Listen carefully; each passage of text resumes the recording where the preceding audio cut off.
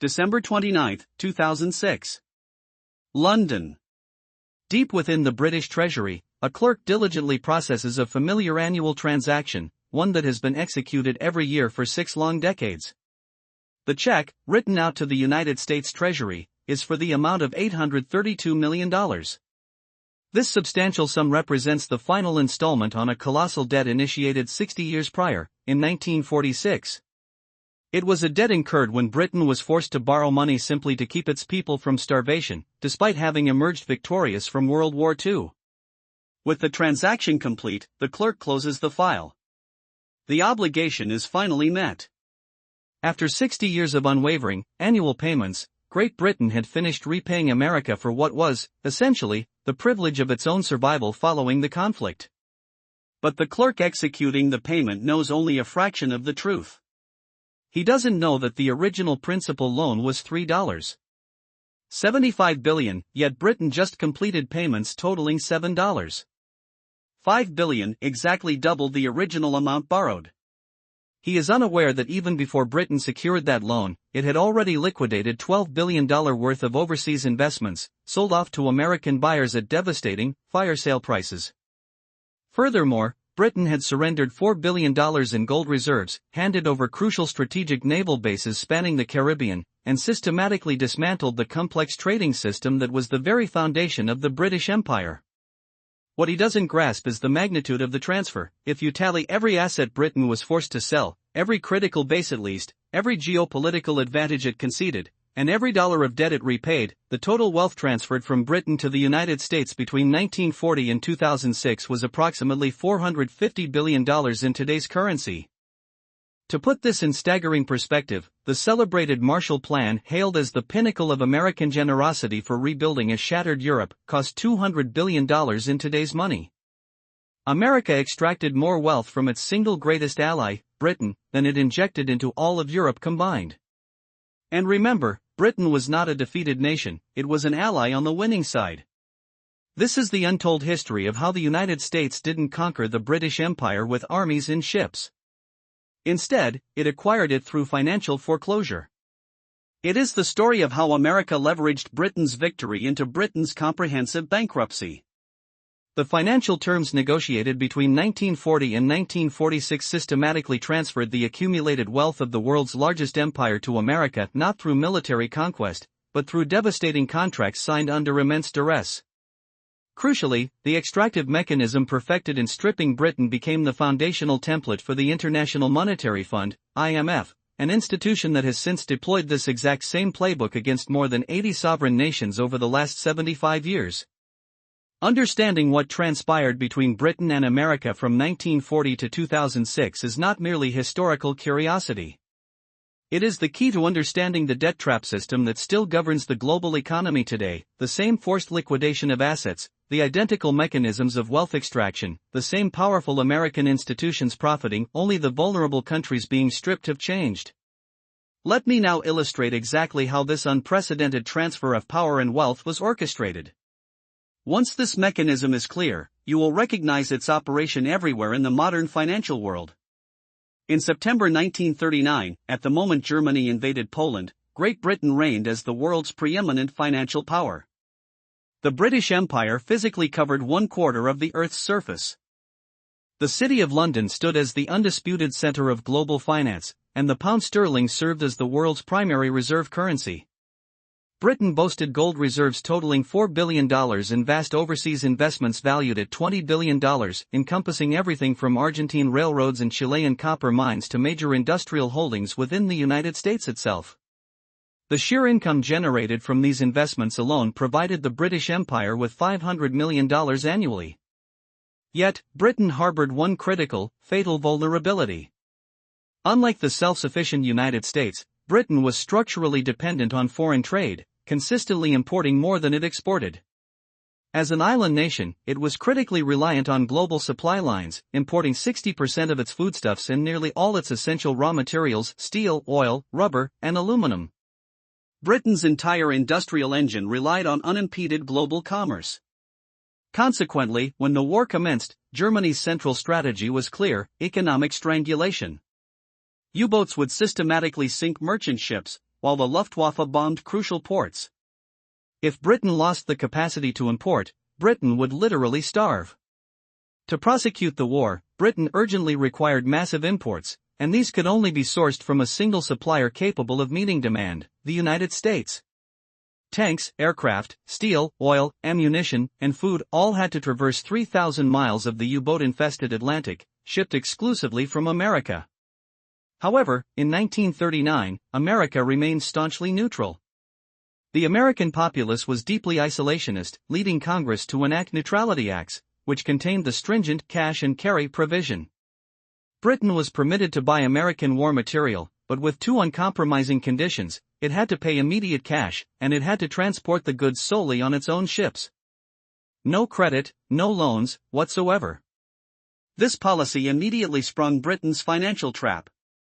Britain required billions in supplies but was strictly limited to paying in gold, US dollars, or by liquidating its assets.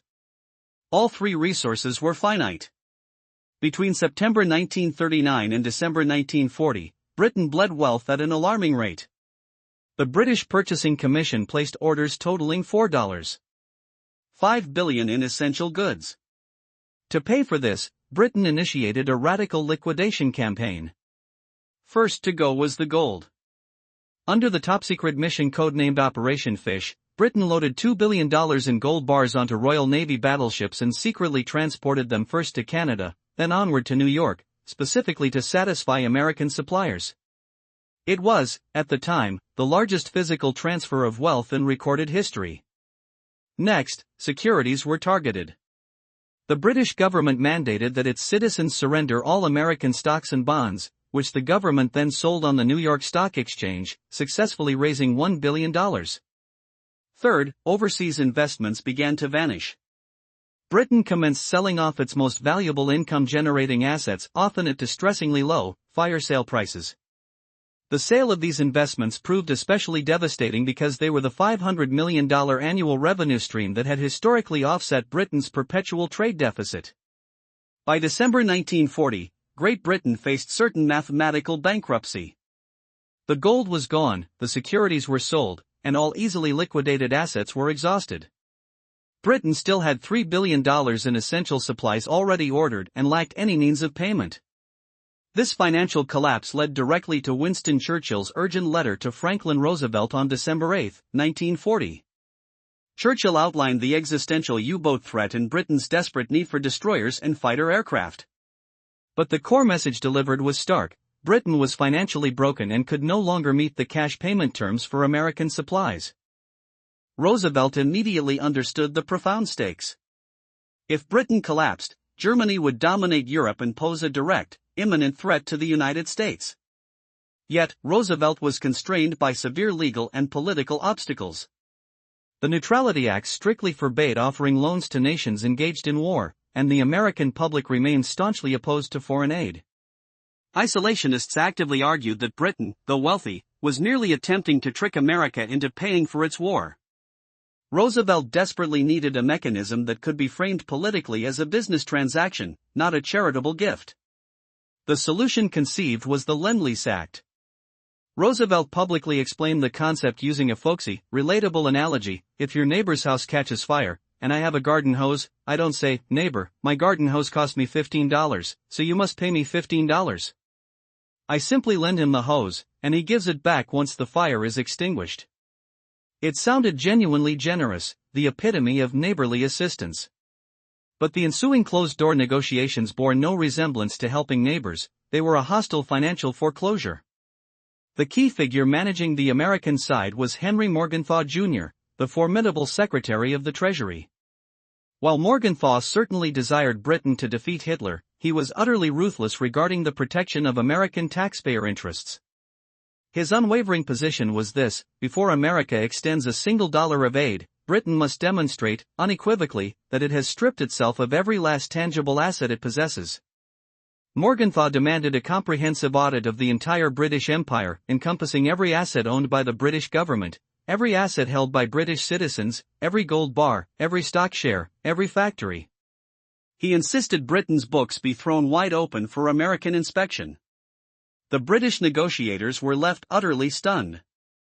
They were being treated not as a crucial military ally fighting a shared existential threat, but rather as a bankrupt corporation placed in receivership and subjected to audit by its creditors. The British delegation protested that they had already sacrificed their gold reserves. They explained that selling long-term investments in the middle of a war would inevitably necessitate accepting catastrophic fire sale prices. Furthermore, stripping Britain of income-generating assets would guarantee the nation's destitution following the war. Morgenthau remained completely unmoved. His logic was simple: if Britain still held valuable assets within America, why should American taxpayers be forced to subsidize their war efforts?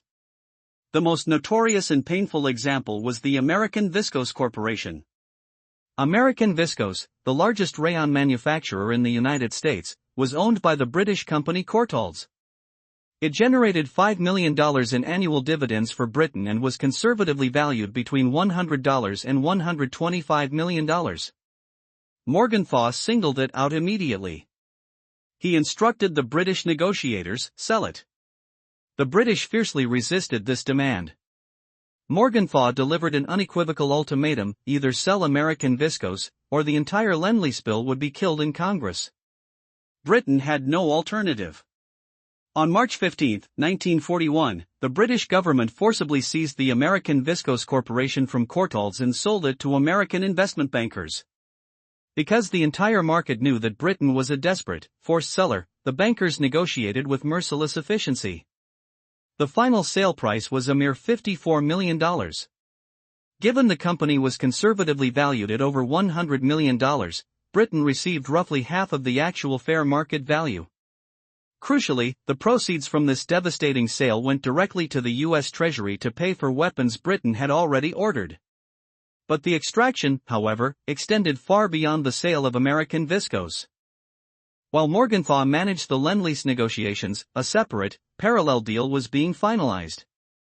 Britain faced a dire, existential need for destroyers, as German U-boats were sinking merchant ships faster than the Royal Navy could replace them. Churchill implored Roosevelt for immediate assistance. The U.S. Navy had 50 obsolete, slow World War I-era destroyers and mothballs, ships of distinctly limited value to a modern naval force. Roosevelt agreed to transfer these ships to Britain, but not as a gift. He shrewdly structured it as a trade.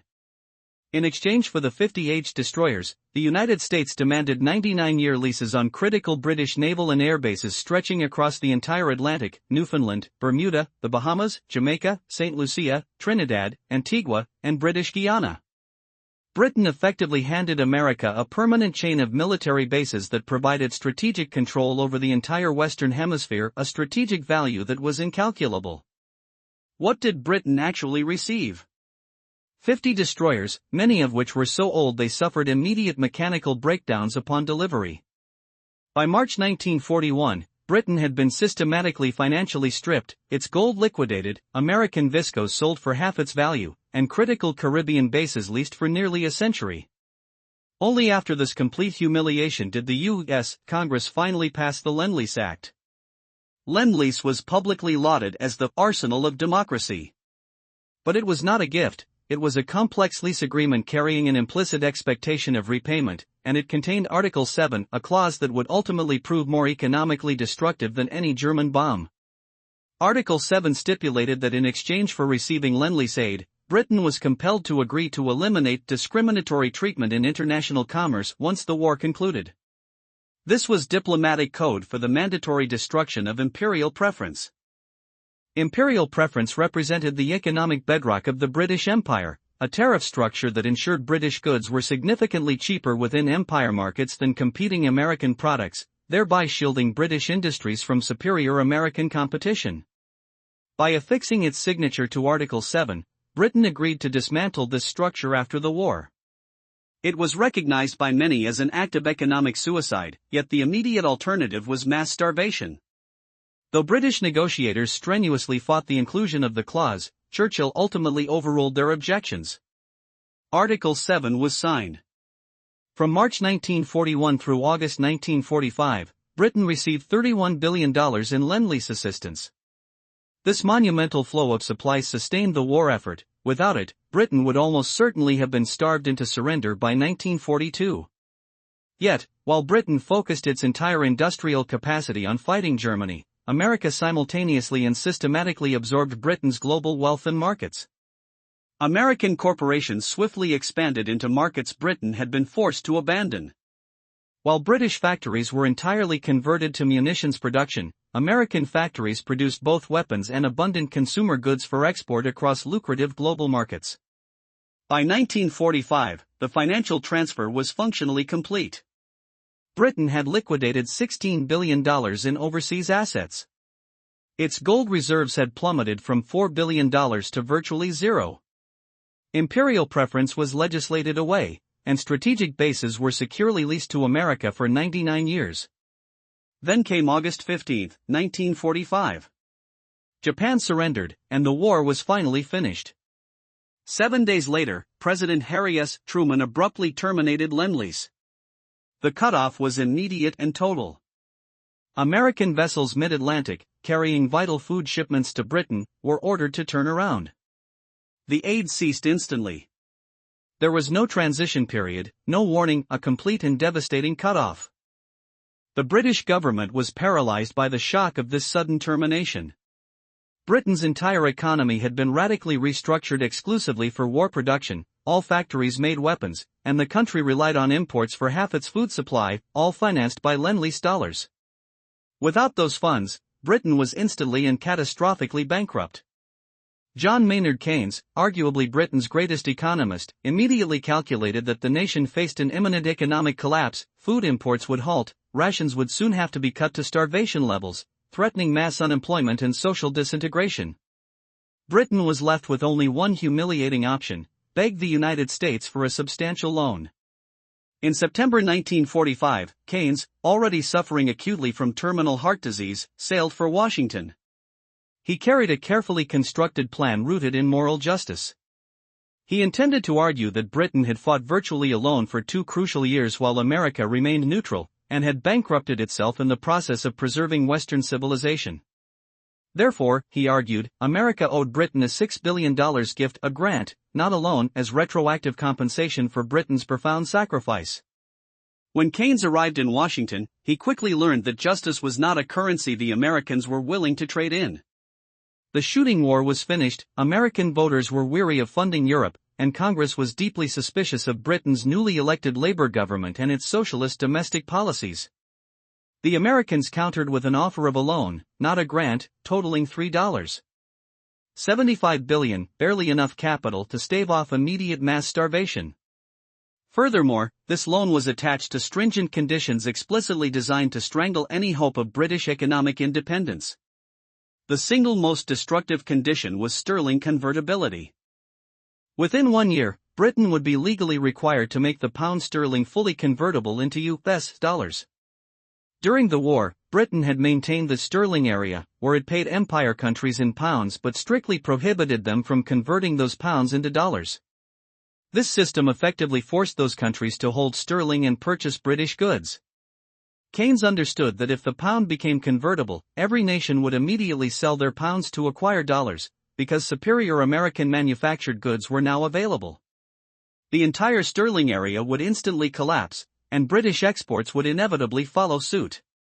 Keynes recognized this condition as an economic death trap. The very moment convertibility was introduced, a devastating run on the pound would ensue, draining the entirety of the loan within mere weeks. He fought the convertibility clause vehemently, but the alternative, refusing the loan, meant immediate widespread starvation.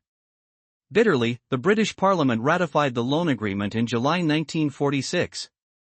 It was immediately and widely described as a financial Munich, Britain forced to appease America simply to survive.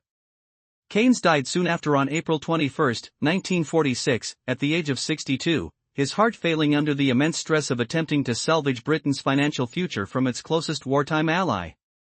On July 15, 1947, complying with the harsh loan terms, Britain made the pound fully convertible. The outcome was precisely what Keynes had foreseen. The instant the window opened, a massive run on the pound began. Countries including India, Egypt, Australia, and Argentina rushed to liquidate their sterling holdings for superior dollars. The American loan began to evaporate immediately. In a mere 5 weeks, Britain hemorrhaged $700 million of the $3.75 billion loan. On August 20, 1947, only 35 days after convertibility was launched, Britain was forced to suspend the measure entirely. Britain had pointlessly burned through nearly 20% of the crucial loan. The humiliation was absolute. The humiliation was total, and the financial weakness triggered immediate, profound geopolitical consequences. In February 1947, Britain sent a stark telegram to the U.S. State Department. For a century, Britain had borne the financial burden of guaranteeing Greek and Turkish independence against Russian expansion. The telegram effectively stated, "We are leaving. We are broke. If you wish to contain the Soviets, you must now assume the responsibility." This withdrawal directly precipitated the declaration of the Truman Doctrine, whereby America formally replaced Britain as the guarantor of security in Greece and Turkey. It was the formal, public acknowledgement that Britain had ceased to be a global superpower. 2 years later, in 1949, Britain was compelled to devalue the pound sterling by 30%, dropping its value from $4.03 to $2. Overnight, British citizens saw their relative wealth shrink by nearly 1/3 compared to the rest of the world. But the final, enduring insult was the debt itself. The Anglo-American loan was never forgiven. It remained a purely commercial debt carrying 2% compound interest. That compound interest, accumulating over 60 years, transformed the $3.75 billion principal into the $7.5 billion total repayment. Every single year for 6 decades, the British Treasury dutifully wrote a check to the U.S. Treasury. Through times of prosperity and economic crisis, through the governments of Thatcher and Blair, the payments continued relentlessly. The final payment was made on December 29, 2006. 60 years after achieving victory, British taxpayers were still paying for the costly privilege of surviving World War II. However, these loan payments were only the most visible portion of the debt. The complete tally of wealth transferred from Britain to America between 1940 and 2006 includes gold reserves liquidated, $4 billion. Overseas investments sold, $12 billion. Income lost from those sold assets, calculated over 60 years, approximately $30 billion. The dismantling of imperial preference, an estimated $200 billion in lost trade. Strategic bases leased for 99 years, incalculable strategic value. Loan repayment total, $7.5 billion. This total economic drain amounts to approximately $30 billion in 1940s dollars, or $450 billion in today's currency. And who, precisely, reaped the rewards? Not the general American public, but specific, powerful American institutions. These included the investment banks that acquired British assets at drastically reduced fire sale prices. J.P. Morgan & Chase, for example, organized the scandalous American Viscose sale and collected substantial fees on every transaction. Also benefiting were American corporations, such as Ford, GM, and Standard Oil, which seized control of British markets while British factories were solely dedicated to wartime production, expanding globally during Britain's distraction. The American government gained immeasurably by acquiring the strategic Caribbean bases, which allowed it to project overwhelming power across the Western Hemisphere for the next 80 years. Most importantly, the ultimate beneficiaries were the architects of Bretton Woods. In July 1944, while Britain was still fighting for its life against Germany, American and British negotiators convened in New Hampshire to draft the framework for the post-war financial system. The Americans successfully imposed a system that cemented dollar dominance. The dollar was enshrined as the world's primary reserve currency. The International Monetary Fund, IMF, and the World Bank were headquartered in Washington, D.C., and perpetually controlled by American voting power. The key operational feature was that the IMF would impose structural adjustment programs on any country requiring loans, coercing them to open their markets to American exports and force the sale of state assets to American buyers. Keynes vehemently opposed this arrangement, proposing instead an international clearing currency called the bankor that wouldn't favoring any single nation. The Americans summarily rejected this balanced approach. John Maynard Keynes, representing a bankrupt Britain, lacked any real bargaining leverage. Consequently, the American plan was adopted wholesale. The resulting framework, the Bretton Woods system, enshrined in the IMF and the World Bank, became the precise mechanism through which the United States would replicate the financial subjugation it first imposed on Britain, extending its reach to dozens of other nations globally. From 1946 through 2025, the IMF has imposed its notorious structural adjustment programs, SAPs, on more than 80 countries. The destructive pattern is eerily identical to the financial dismantling of Britain between 1940 and 1947. A nation faces a severe economic crisis. The IMF steps in, offering a vital loan, but with draconian conditions, mandatory privatization of crucial state assets, forced currency convertibility, and the removal of essential trade protections.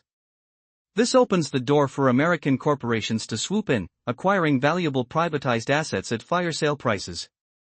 Unable to compete with the flood of inexpensive American imports, the local industries collapse, leaving the country permanently mired in debilitating debt. Nations like Mexico, Argentina, Brazil, Indonesia, Thailand, and Greece, among dozens of others, have experienced this exact process. It is the same playbook, ensuring the same massive wealth transfer and benefiting the same American financial institutions and corporations every single time. Britain tragically helped establish this very system in 1944, completely failing to recognize that it was signing the blueprint for its own economic dissolution. By agreeing to Bretton Woods, Britain inadvertently legitimized the mechanism that would systematically strip its own wealth, and later the wealth of countless developing nations. The irony embedded in this history is profound. Britain successfully defeated Nazi Germany, yet ultimately surrendered to overwhelming American financial domination. Conversely, Germany lost the war, was utterly destroyed, but was then rebuilt with Marshall Plan aid assistance that notably did not need to be repaid. Britain, the victor, was forced to keep paying the debt for over 60 years. This is the true, hidden history of World War II. While the military narrative confirms an Allied victory, the financial history reveals the calculated American acquisition of global dominance achieved through the systematic asset stripping of its most crucial ally. Britain emerged from the conflict as an undeniable moral giant, yet simultaneously collapsed into an economic pygmy. Britain had done the right thing. It stood virtually alone against Hitler, sacrificing its immense wealth and future prospects to save Western civilization. But the ultimate price demanded was its entire future. Britain was compelled to liquidate its empire just to ensure its survival. Its gold reserves, foreign investments, military bases, and global trading system were all effectively transferred to the United States. This transfer was achieved not through military conquest, but through meticulously crafted contracts signed under extreme duress. Crucially, the financial mechanisms first established to dismantle Britain became the standard operating procedure for maintaining American economic dominance for the next 80 years. When we hear today about IMF loans riddled with crippling conditions, we are essentially watching a modern reenactment of the punishing 1946 Anglo-American loan agreement. When sovereign nations are forced to privatize key state industries, we are observing a reprise of the American demands for controlling economic visas. And when currency crises precipitate immediate capital flight, we are witnessing the engineered financial instability that characterized the 1947 sterling crisis, played out again and again. The British experience was never unique. It was the initial, meticulously detailed template that continues to be deployed today. It's the same engineered debt trap, the same coerced asset sales, the same relentless wealth extraction, with only the names of the stripped countries changing, all dictated by the system established between 1944 and 1946. If this historical account has shown you that the real, defining story of World War II was financial, not purely military, that Britain won the battle but lost its empire while perpetually paying for its victory, and that the exact mechanism utilized against Britain became the comprehensive IMF playbook used on over 80 countries worldwide, then I urge you to subscribe. The next video will reveal precisely which countries are being stripped right now using this exact system, identify which specific American institutions are profiting immensely, and explain why the staggering figure of $317 trillion in global debt represents the same predatory mechanism operating on a planetary scale. For context, the original Anglo-American loan agreement extracted an equivalent of $450 billion from Britain over 6 decades. Today, the global debt system is designed to extract an estimated $15 trillion annually from the entire world. To truly understand the forces controlling every debtor nation today, you must first understand the complete financial story of Britain, 1940 through 2006. The underlying mechanism remains fundamentally unchanged.